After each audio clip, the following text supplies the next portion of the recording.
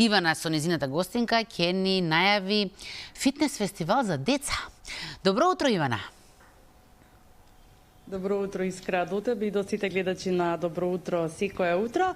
Идната недела, на 24 марта, со почеток во 12 часот, ќе се одржи еден интересен настан за деца, насловен Енергија и смеа, насмејани и енергични деца, но што ќе предвидува овој настан и што се ќе можат децата да слушнат и да направат токму таму. Настанот кој што ќе се одржи во Веро центар.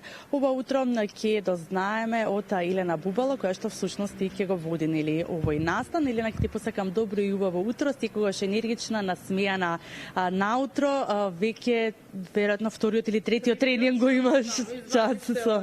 Часно малку малце таман да направам пауза. Фала што дојдовте до тука да не снимите и да раскажеме што имаме. Што предвидува на настанот, односно овој фитнес фестивал насловен Енергија и смеа, кој што е наменет за деца? Така е, се решивме дека овој пат во Веро центар ќе направиме полигон и игри за дечињата до 10 годишна возраст.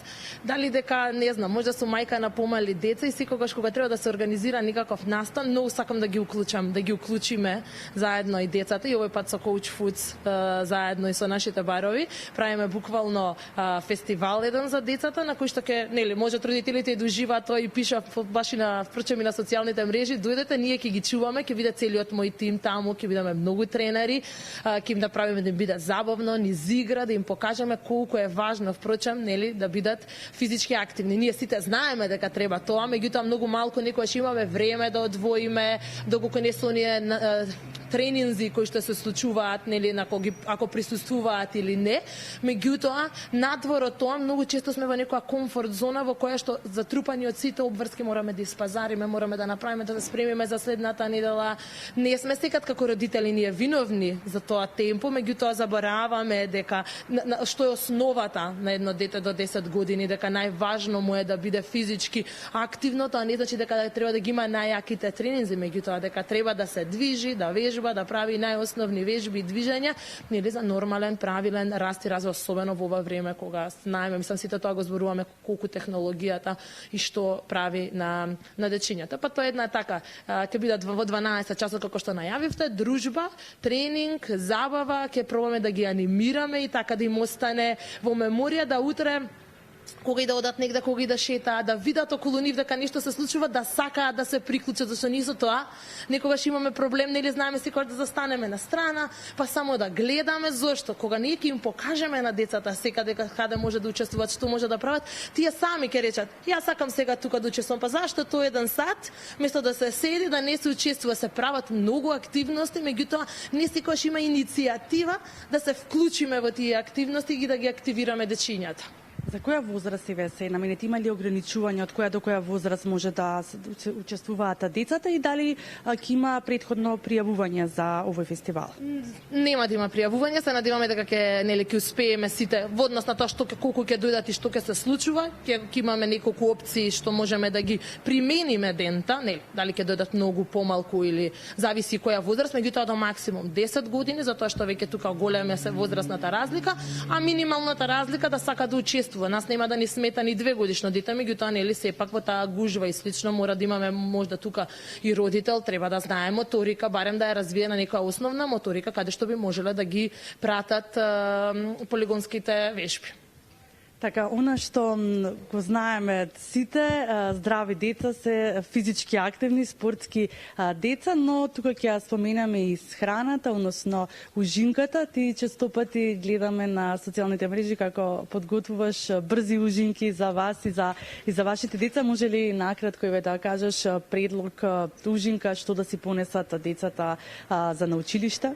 Да, сега училиште секој е различно, децата некаде се по целодневни, јас знам од искуството со моето дете каде што е на класична настава, па јас морам да му правам и затоа е секад кај мене ставено и знаат, ама Елена ти носите храна, да, затоа што ние на класична настава немаме исхрана за децата, има многу школи каде што не ни даваат да се внесе храна од надвор, затоа тука не би зборувала што нели каде да носат, меѓутоа ако збориме генерално за исхраната, клучна е. Колку што е клучна физичката активност, знаеме да е клучна исхраната. Многу често се мешаат работите со не сме да јаде нешто, не сме да јаде чоколадо, не сме да јаде чипс, не сме да јаде газирано. Тука се создава после аверзија, се создава негативен ефект. Треба да јас сметам, не сум детски психолог воопшто, меѓутоа секогаш сум работела од обратниот начин. Јас не сум рекла не сме тоа, меѓутоа сакам првин да се внесат добрите намирници, квалитетни, нутритивно богати состојки, да знам дека тоа тело, таа клетка, кај детето е нахранета и после кој не заслужа, зарем ние не јадеме, вие не јадете, не здимаме, не е дека не може чоколадо, не може, тоа е лошо, они не знаат што е лошо и добро. Ние сме тука да помогнеме да се внесе една здрав ручек, здрав оброк, па и здрава ужинка. Понекогаш верувајте дека ако ние се прибираме дома со децата, знаат главните оброци да бидат сосема окей. Меѓутоа тука се ужинките кои што знаат да направат проблем.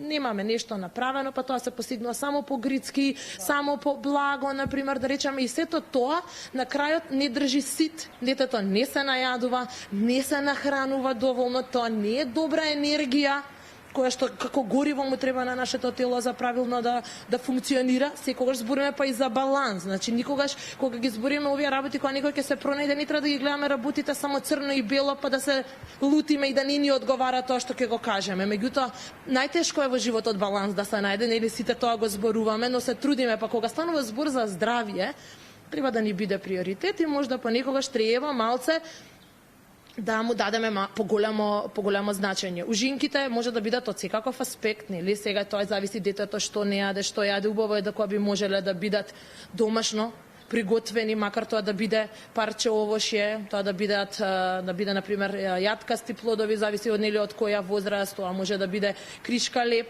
па намачкана со урда, намачкана со хумус. Секако дека нема најдобра ужинка, нема најздрава ужинка, се зависи од тоа каде е детето, каде треба да ја внесе, меѓутоа доколку се купува истата таа, би требало да сакаме да го прочитаме составот, да има што помалку токсини во него, што да е помалку процесирано, се со цел нели да внесеме што помалку токсини, да внесеме што повеќе квалитетна и правилна храна во организмот.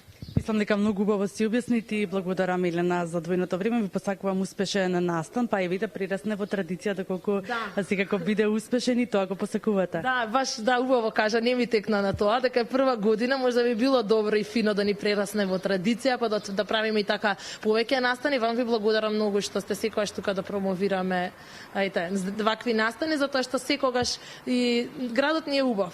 Кога се случуваат вакви настани, треба да ги поддржиме, така да ве очекувам сите, се надам дека ќе се видиме. Да, сега ќе поканим еве уште еднаш сите вие кои што можете со вашите деца или со вашите внуци на 24 март в недела во 12 часот да бидете во Веро центар и да присуствувате на овој фестивал насловен Енергија и смеа. Верувам дека има многу енергични и многу насмеани деца, а секако енергични и насмеани деца се здрави деца кои што имаат здрава, избалансирана исхрана, здрава ужинка и секако се физички активни. Да, Ивана, со оглед на тоа што на Елена се и успеа во животот, уште од сега закажи ти точно за една година да си го најави веќе и вториот фестивал. Што е сигурно е. И ќе те поканиме Искра и тебе да дојдеш со твоите деца, секако ќе имаат можност нели да бидат во една нова средина нели со тоа што ќе го понуди Елена како инструктор, како тренер на дечињата на овој фестивал.